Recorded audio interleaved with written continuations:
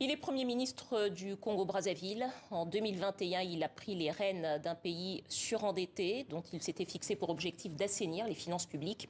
2 ans après, quel est son bilan? Anatole Collinet-Makosso, bonsoir. Bonsoir. Soyez le bienvenu sur le plateau du Journal Afrique. Alors je disais, quand vous êtes arrivé en poste, c'est-à-dire en mai 2021, vous avez trouvé un pays endetté à hauteur de 98% de son PIB, c'est-à-dire la richesse produite par le pays. Et un de vos chantiers principaux, c'était de redresser la situation financière. Vous en êtes où aujourd'hui? Déjà rétablir la confiance avec les partenaires techniques et financiers, notamment les bailleurs, le Fonds monétaire international, la Banque mondiale. Et ça, vous constatez que c'est quelque chose d'acquis. Oui, vous parlez de 98, mais il arrive que sur vos antennes, les gens montaient la dette à 107, 108%.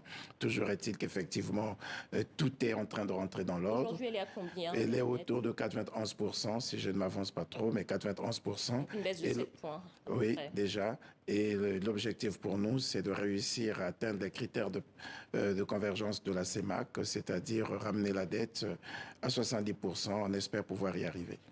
Alors, votre mission, c'était également de reprendre la coopération budgétaire avec le FMI. Je rappelle que c'est quand même le FMI qui accorde des prêts aux pays pour réaliser leurs nombreux projets. Vous en êtes où aujourd'hui avec le Fonds monétaire international? Qui crée le cadre qui puisse permettre aux États de se financer. Créer le cadre, voilà, emprunter auprès de la Banque mondiale. Vous constatez effectivement que l'accord que nous avons conclu avec le Fonds monétaire international en janvier 2022 est en train d'être mis en œuvre. Nous avons un mémorandum que nous suivons. On a déjà eu 2 revues qui se sont déroulées avec succès. Une revue en juin 2022 et une autre en février 2023. Ces revues ont été concluantes. On est sur une 3e revue. Le FMI a fait constater qu'effectivement, les réformes structurelles sont en cours. Il y a de véritables avancées. On est encore sur en quel discussion. Point, les avancées, sur la gouvernance, sur l'amélioration du climat des affaires, sur un certain nombre d'autres points liés aux réformes structurelles. Nous avons un point qui continue, qui fait l'objet de discussions continues.